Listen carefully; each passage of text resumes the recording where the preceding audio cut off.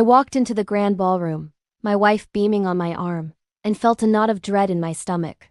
Her company's annual gala was the event of the year, and I was just a plus one, a ghost in her world of high-powered executives. But the real humiliation hadn't even started yet. My name tag, the one they handed me at the door, didn't say my name. It said, Sarah's Arm Candy.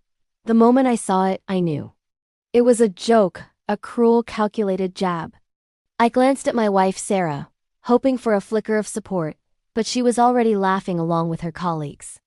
Her boss, a slick man named Mr. Thompson, clapped me on the back, a smug grin plastered on his face. "Lighten up," he said, his voice dripping with condescension. "It's just a bit of fun." Fun. My stomach churned.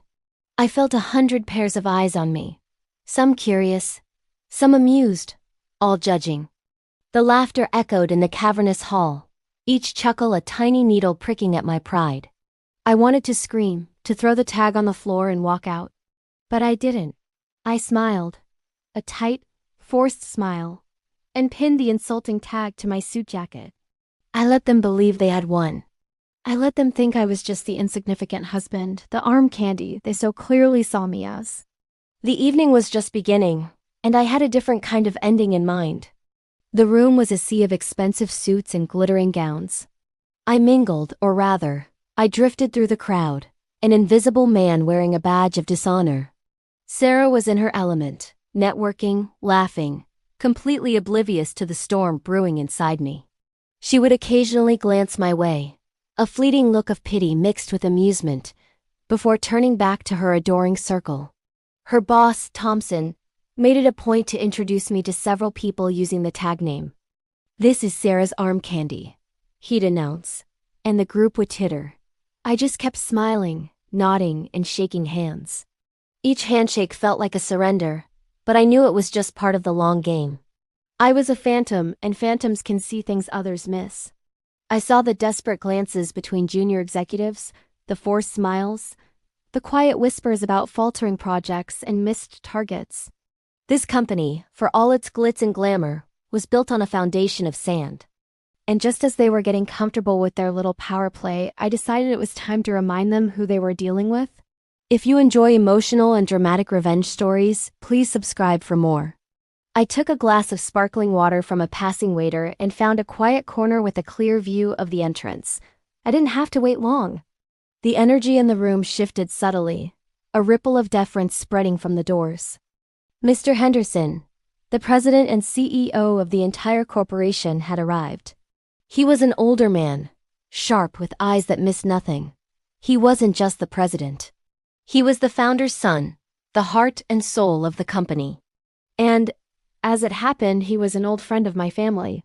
He saw me almost immediately, his brow furrowing in confusion as he approached. "James, what on earth are you doing hiding in the corner? And what is that ridiculous thing on your jacket?" He gestured to the tag. I simply unpinned it and handed it to him. His eyes scanned the words, "Sarah's Arm Candy," and his expression hardened. "Who did this?" he asked, his voice low and dangerous. I just gave a slight nod towards the center of the room where Thompson was holding court, my wife Sarah laughing at his side. Mr. Henderson didn't say another word. He just placed a reassuring hand on my shoulder and said, "Stay here. I'll handle this." He walked calmly towards the group. I couldn't hear what he said, but I saw Thompson's face drain of all color. I saw Sarah's smile falter and then disappear completely.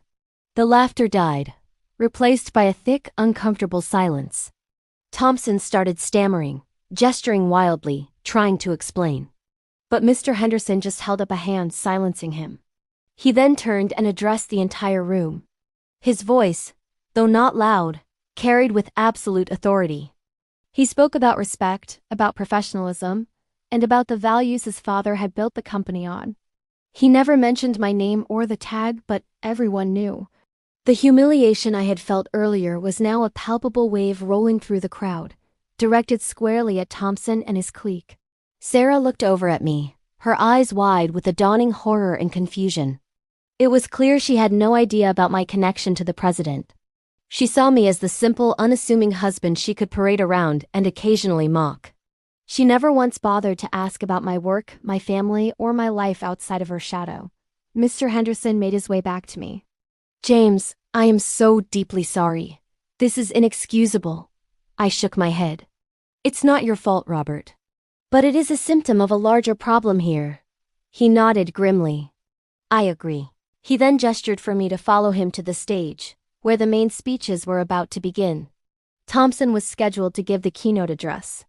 As we walked, a murmur followed us. People were starting to connect the dots. The arm candy was a personal guest of the CEO. As Thompson shakily approached the podium, Mr. Henderson stepped up first. He cleared his throat. Before we begin, he announced, I have an important announcement. Due to a recent and deeply disappointing breakdown in professional conduct, which I have just been made aware of, Henderson Corp will be re-evaluating its leadership team at this branch, effective immediately. A collective gasp went through the hall. Thompson looked like he was about to faint.